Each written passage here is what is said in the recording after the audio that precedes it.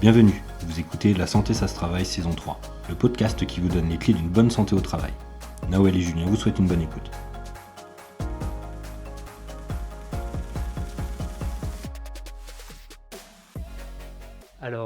Bonjour Yvan, merci beaucoup de nous accueillir au sein de tes locaux pour parler du sujet du jour, donc les troubles neurodéveloppementaux. Alors avant de rentrer dans le vif du sujet, est-ce que Yvan déjà tu peux te présenter et te dire pourquoi s'intéresser aux troubles neurodéveloppementaux?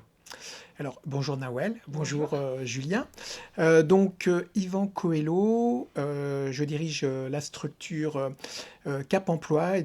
Cap Emploi, rapidement, c'est une structure qui accompagne sur le marché de l'emploi toutes les personnes qui soient soit demandeurs d'emploi ou salariés, mais avec la particularité d'avoir une reconnaissance travailleur handicapé.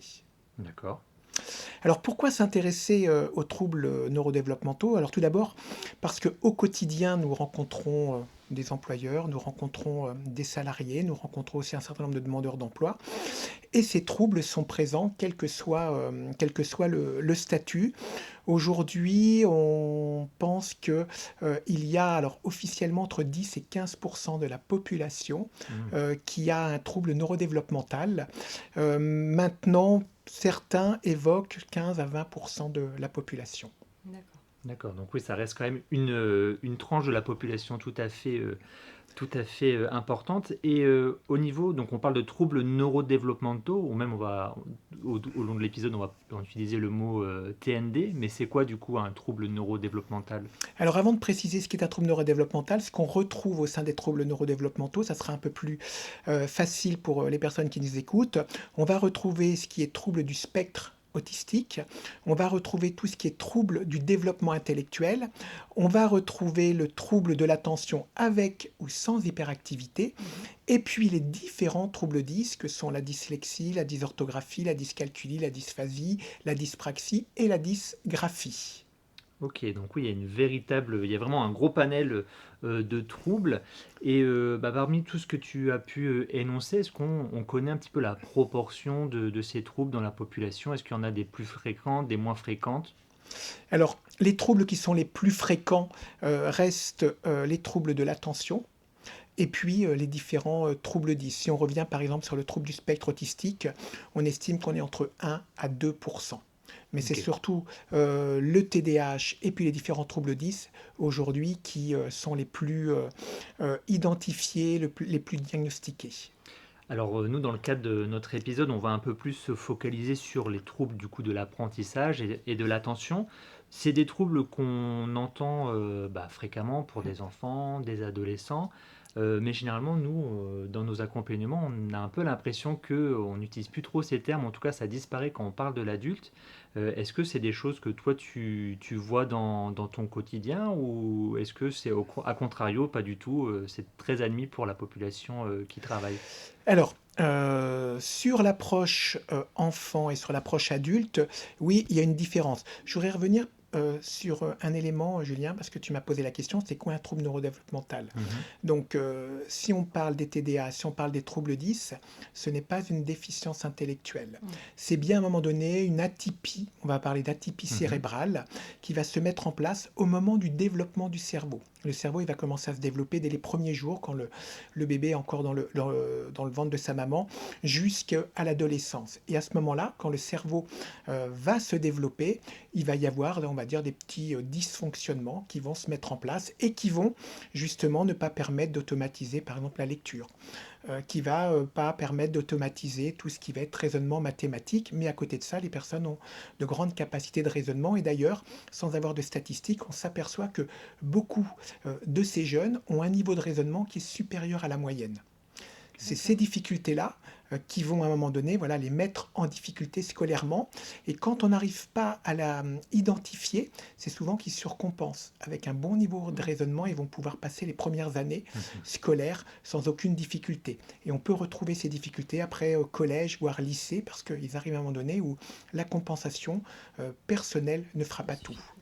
Ok. Alors, sur le volet enfant-adulte, bien évidemment que on parle beaucoup du volet enfant parce que les professionnels aujourd'hui sont bien formés, la sphère scolaire, les enseignants aussi sont bien familiarisés avec le trouble, donc ils arrivent très rapidement à pouvoir identifier les difficultés. D'ailleurs, les premières sources de diagnostic restent les parents et les enseignants Mhm. et ne viennent après que les professionnels de santé. Mais on ne s'en occupe pas depuis si longtemps que ça. C'est pour ça que c'est un sujet qui est très prégnant sur le volet scolaire. Donc, les jeunes qui sont aujourd'hui bien diagnostiqués vont arriver sur le marché de l'emploi. Ça fait une bonne quinzaine d'années qu'on travaille sur ce sujet-là. Donc, les jeunes qui ont, par exemple, une reconnaissance à la maison départementale de la personne handicapée là arrivent à une période où ils vont sortir sur le marché de l'emploi et donc ils pourront arriver à être accompagnés par Cap Emploi ou alors on aura les premières situations de maintien d'emploi s'il y a. Sur le volet adulte, beaucoup sont passés à travers les mailles du filet. Donc, ce n'est pas un sujet qui est évoqué et pour beaucoup, donc, ils ne savent même pas qu'ils ont ces troubles. Les premiers qui se font diagnostiquer, c'est souvent quand ils ont un enfant qui va être diagnostiqué aujourd'hui, entre 5 et 10 ans, et ça rappelle aux parents de dire mais là moi ça me rappelle les difficultés scolaires que j'ai eues et on a beaucoup de diagnostics aujourd'hui qui sont vraiment issus de l'expérience qu'ils ont en tant que papa ou maman. Ok, bah c'est super intéressant, puis ça fait la transition un peu avec notre prochaine partie, et ça explique d'ailleurs un peu ça. Mais c'est vrai que quand on va dans le monde du travail, on se rend compte que ces troubles-là, à l'instar que de d'autres troubles, on a déjà abordé des choses en lien avec le cancer, avec d'autres types d'handicaps, des handicaps physiques, où là il y a une compréhension qui se fait, j'ai envie de dire, normalement en entreprise, mais s'il y a des axes d'amélioration. Mais en tout cas, on le comprend. Par contre, là, sur ces troubles-là, on voit que c'est encore mal compris. Il y a même des idées reçues. Est-ce que tu as des exemples là-dessus? Est-ce que c'est des choses que toi, tu vis dans le cadre de l'accompagnement du Cap Emploi? C'est quelque chose qu'on vit systématiquement. Ok. C'est quelque chose qu'on vit systématiquement parce qu'on reste sur ce qu'on va appeler un trouble, donc un handicap invisible. Et naturellement, on ne croit que ce qu'on voit. Donc sur ces difficultés-là, on a du mal à les comprendre, surtout que ce sont des personnes qui vont donner le change. Une journée va très très bien se passer. Et puis pour X raisons, le lendemain, pour des raisons de fatigabilité, parce que ce qu'on peut ajouter, c'est que il ne faut pas se cacher derrière ou s'arrêter simplement. J'ai une dyslexie, j'ai un problème de lecture. Dans le monde professionnel, on arrive à compenser très facilement un problème de lecture ou un problème de mathématiques. Mais ce qui va souvent avec, ça peut être des difficultés d'attention, au-delà d'un TDA. Pour un certain nombre de jeunes ou moins jeunes avec un trouble 10, on va accumuler d'autres fragilités. Un problème d'attention, peut-être un problème de mémoire. Et ça peut avoir des impacts importants dans le milieu professionnel. Donc une journée, tout se passe bien. Et puis le lendemain, pour X raisons, une surcharge de travail, une plus grande fatigabilité, on n'a plus le même rythme qu'on pouvait avoir la veille. Et c'est pour ça qu'on a du mal, l'environnement professionnel a du mal à comprendre. Et on va avoir des remarques en disant quand il veut, il peut. Puis quand il n'a pas envie, il ne va pas faire d'efforts. Et c'est important, ce n'est pas un problème de volonté. Un trouble 10, un TDA, c'est un problème neurologique ou neurobiologique. Ce n'est pas un problème de volonté. Donc on peut tout à fait réussir une journée, répondre à tous les objectifs et le lendemain, pour certaines raisons, ne plus être en capacité cognitivement d'avoir la même performance. Et on a un environnement de travail qui, aujourd'hui, cognitivement, est de plus en plus intense. Nous sollicite de plus en plus. Nous, les premiers, si on n'a pas de trouble 10, on va terminer des journées, des fois, épuisées. On a moins de pauses, on passe d'une réunion à l'autre, on est dérangé, on gère différents réseaux, c'est le Teams, c'est le WhatsApp, c'est le SMS, c'est de la visio. Et pour ce public-là, ça peut vite les mettre en surcharge cognitive.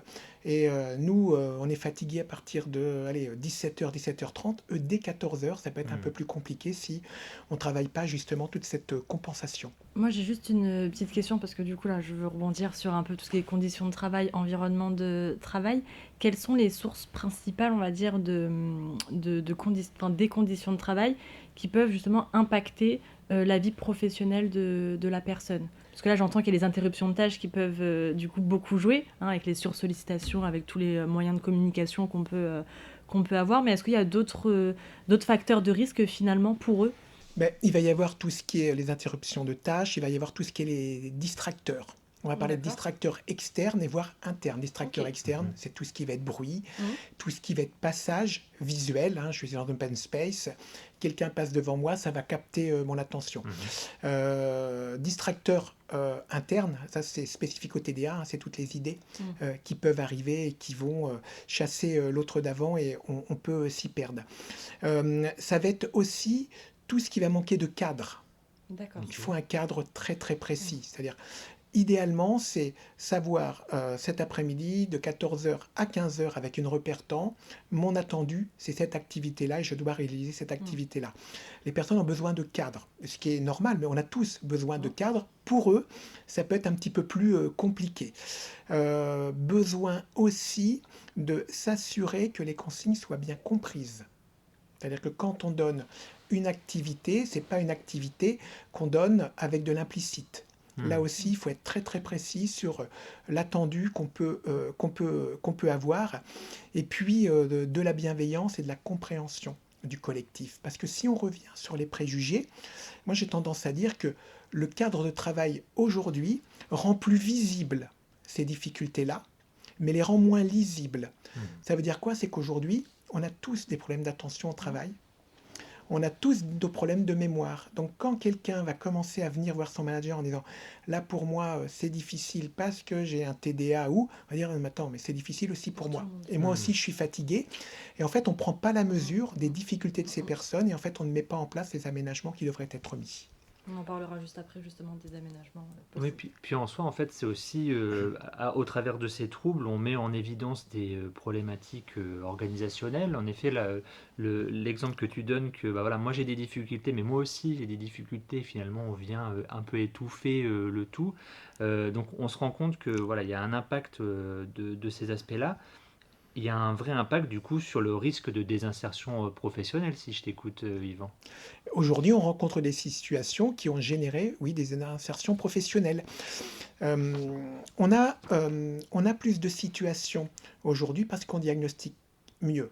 Il n'y en a pas moins. Le nombre de personnes a toujours été difficile. Mais je voudrais comparer, si on revient à une dizaine d'années, la norme entreprise, c'était ça. Pour rentrer dans la norme, pour être productif, elle était large comme ça, la norme. Et dedans, on avait plein, jeunes ou moins jeunes, qui avaient des TND, troubles 10. Et petit à petit, l'intensité du travail fait que la norme, pour rester dans la norme, elle se réduit. Et tous ceux qui avaient des difficultés légères, des petites fragilités, ils sortent aujourd'hui de ce qui est la norme et de ce qui est attendu. Ce qui explique aussi pourquoi on a de plus en plus de situations aujourd'hui à traiter dans ce cadre aussi de maintien en emploi. Donc clairement, on a des adultes qui n'avaient pas de difficultés il y a 10-15 ans. Aujourd'hui, notre travail qui devient écrit, qui devient sur du rythme de travail, avec aussi toute cette attente cognitive, fait que ça les rend plus en difficulté. C'est pour ça que je disais, ça rend ces difficultés-là plus visibles, mais moins lisibles, parce qu'on est tous, quelque part, aujourd'hui, à faire des gros efforts pour répondre à tous les attendus professionnels. Après, tous ceux qui ont pris des orientations, quand on parle des jeunes, on voit moins au niveau adulte, pour beaucoup, ils ont pris des orientations métiers qui les met moins en difficulté aujourd'hui. Là, je parle surtout de tout ce qui va être tertiaire. Toutes ces personnes qualifiées, parce qu'on a des cadres, nous on rencontre des cadres avec des troubles de l'attention, c'est cette évolution, surtout dans ce métier-là, qui les met aujourd'hui à mal. Pour tous ceux qui ont pris des métiers plus à base artisanale, on retrouve encore moins de difficultés liées à cette double tâche, par exemple, ou à tous ces réseaux sur lesquels il faut répondre immédiatement. Voilà. Et je me souviens aussi d'une discussion qu'on avait déjà eue, et tu faisais le lien entre dirigeants aussi et TDAH. Il me semble qu'il y avait pas mal de dirigeants de personnes atteintes d'un trouble de l'attention qui allaient vers le management. Oui, qui allaient vers le management, qui allaient même vers créer leur activité. Créer leur entreprise parce aussi, que des fois, comme ils disent, je ne suis pas employable classiquement parce que incompris dans un environnement classique, donc je crée mon activité. Et on a un nombre d'entrepreneurs français qui, à la base, ont un trouble 10 ou TDA qui est très très important, qui est supérieur à la moyenne. Je trouve ça intéressant de montrer aussi que c'est possible de monter son entreprise avec un TND. Alors, moi, je te remercie de la question, Noël, parce que ça montre bien aussi la qualité de ce public-là. Exactement. C'est un public d'abord qui est résilient et travailleur, parce que pour avoir un 10 à l'école, il a fallu qu'il travaille 2 fois plus. hein. Donc ils ont l'habitude de travailler, ils ont l'habitude d'être confrontés à des échecs. Ce sont vraiment des gens empathiques très rapidement par rapport à leur parcours qui n'a pas toujours été simple. Ils savent si ça va le faire ou pas, si ça passe avec un manager. Et quand ça passe avec un manager, c'est vraiment des collaborateurs qu'on peut emmener où on veut. Ils travaillent vraiment sur la confiance et surtout beaucoup de créativité. Beaucoup d'idées intéressantes à partager. Donc ça en fait de très très bons collaborateurs. Et aussi, le fait d'avoir cette sensibilité-là, on peut en faire aussi des très bons managers et on voit des parcours qui sont très intéressants. Je te remercie pour ces informations. Donc là, on va passer aussi à la troisième partie. Justement, on parlait de risque de désinsertion professionnelle. Et comme le Cap emploi ou la PST 41, notre objectif, c'est le maintien en emploi. Donc, ça rejoint la question, quels sont les aménagements possibles qu'on peut mettre en place à la fois au niveau individuel, donc pour le salarié, quels conseils on peut apporter au salarié pour l'organisation de son activité, les outils dont il peut bénéficier, à la fois aussi du coup au niveau managérial, comment le manager doit accompagner le salarié et surtout aussi au niveau du collectif. Parce que comme tu disais tout à l'heure, des fois il y a des éléments qui ne sont pas compris, pas entendus et bien expliqués, on va dire, par rapport à la situation. Donc comment on peut aménager le poste et accompagner à chaque niveau? Alors, on est sur des approches complètement différentes. On a beaucoup l'habitude d'intervenir, par exemple, sur des difficultés plutôt physiques, hein. Là, on est plutôt sur du technique. Oui. On met un siège, il y a besoin d'un siège. Et les choses, elles sont réglées. Là, l'approche, elle va être de travailler avec le salarié lui-même, parce qu'on dit que ce n'est pas un problème de volonté, hein, mais ça n'excuse pas tout. Donc quand on est dit ça n'excuse pas tout, aujourd'hui réussir un maintien en emploi, c'est aussi travailler avec la personne pour qu'elle ait bien conscience de ses capacités et où sont ses fragilités. Et ça, c'est important pour après pouvoir travailler avec elle, par exemple, et au niveau de l'entreprise, de pouvoir identifier les situations qui sont à risque. Il faut qu'elle-même puisse les identifier. Ces situations à risque où elle risque peut-être de perdre de l'attention pour pouvoir trouver des moyens de les prémunir, ces situations-là. Ça passe aussi pour la personne, néanmoins, d'avoir peut-être un petit peu plus de pause, moins courte, mais il y a vraiment besoin de se régénérer cognitivement, et ça c'est très important. Et attention, on fait la pause. Se régénérer, c'est avoir une vraie pause, et pas avoir une pause dans un endroit qui est brillant, par exemple. Donc c'est des choses qu'on va observer. Concernant le manager, je reviens à ce que je vous disais tout à l'heure, il faut qu'il puisse donner un vrai cadre et s'assurer que les consignes qu'il va partager, elles soient bien comprises. Donc bien redemander une reformulation de la personne pour savoir si on est bien sur le même attendu, et toujours sur les consignes, idéalement, c'est de les sécuriser, oral, écrit. D'accord. Parce que dans l'entreprise, ça va vite. C'est pas simplement parce qu'on va passer, on va dire, tiens, j'ai quelque chose à te dire, regarde-moi bien, il faut que tu fasses ça dans 15 minutes, est-ce que tu as bien compris ? Que derrière, avec tout ce qui peut arriver, le fait d'être dérangé, le bruit, la personne n'oublie pas. Donc, oral, écrit, et ça peut se faire de manière très simple. Donc, ça, c'est important au niveau du manager. Et puis, au niveau de l'équipe, c'est vraiment du temps pour pouvoir informer et comprendre le fonctionnement, mais aussi pouvoir peut-être travailler sur des répartitions de tâches quand la personne elle peut être un petit peu plus fatiguée. Donc ça passe vraiment par de l'organisationnel, mais ça passe aussi par de la compensation aujourd'hui humaine et de la compréhension. Et comment on passe, excuse-moi Nawel, comment on passe justement de la compréhension par le collectif? Est-ce que il est recommandé aux personnes de dire qu'ils ont un trouble TND? Comment on les accompagne dans cette démarche-là? Ou est-ce qu'il faut justement plutôt sensibiliser le collectif, le management sur le fait que une équipe de travail, il y a des différences, peut y avoir des atypies, comme tu l'as dit, et on est plutôt dans un cadre d'anticipation générale? Moi, je crois que toutes les approches sont bonnes. C'est important. Alors, c'est toujours important que la personne se connaisse bien. Nous, on va vraiment travailler avec la personne Et idéalement, c'est qu'on puisse partager avec elle, il y a des bilans, il y a des diagnostics, qu'on sache bien, l'attention, on parle d'attention en général, mais on a différentes attentions. Celle qui est fragilisée et celle sur laquelle on peut être s'appuyer. On a différentes mémoires. Sur laquelle on peut s'appuyer, sur celle qui est plutôt fragilisée. Ces éléments-là, ils sont importants parce que c'est de là où on pourra définir comment on va passer une consigne ou dire au manager sur quelle capacité, quelle compétence on va pouvoir s'appuyer. Donc c'est important que la personne se connaisse bien, pardon, et c'est important qu'on puisse partager aussi tous ces éléments-là.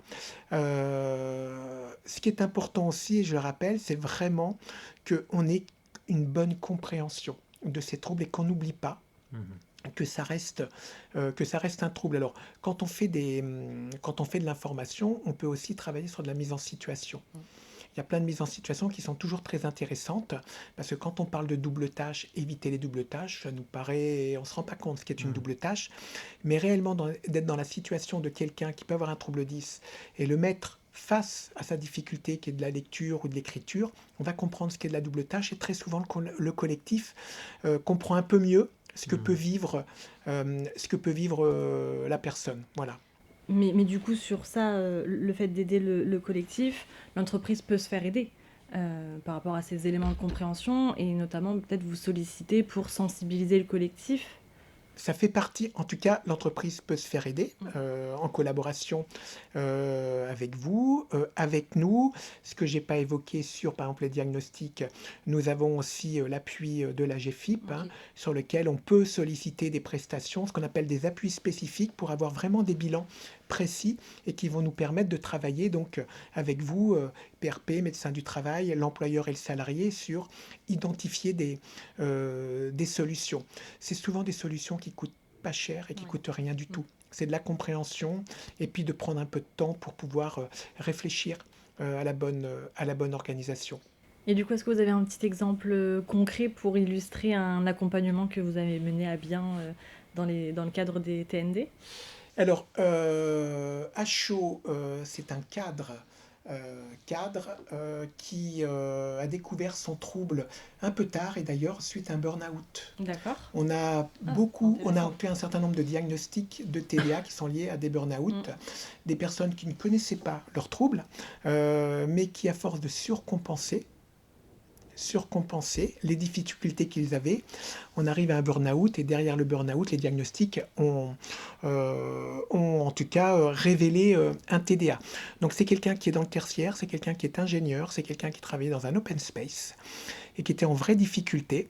Donc en fait, l'entreprise a simplement pu l'isoler dans un bureau. D'accord. Donc en fait, dans un espace, elle a fait rajouter une cloison. C'est quelqu'un qui a un bureau électrique qui, comme ça, le bureau, il peut travailler debout, ce qui lui permet, par rapport à sa difficulté attentionnelle et une légère hyperactivité, de ne pas rester assis toute la journée.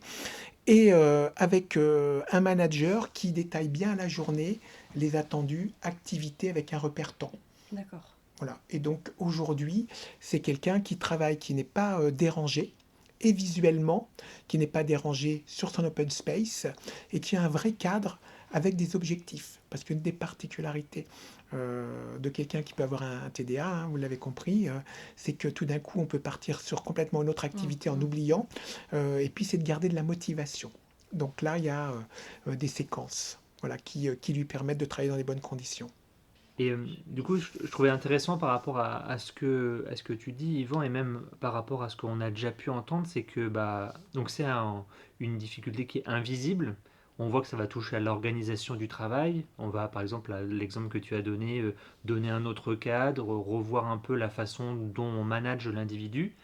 Mais encore une fois, si c'est pas bien organisé en amont, est-ce qu'il n'y a pas des risques aussi de créer des jalousies, des incompréhensions? Parce que pour un handicap physique visible, par exemple, une personne qui a une difficulté dans la marche, on aménage son poste, c'est une pathologie qui est très admise.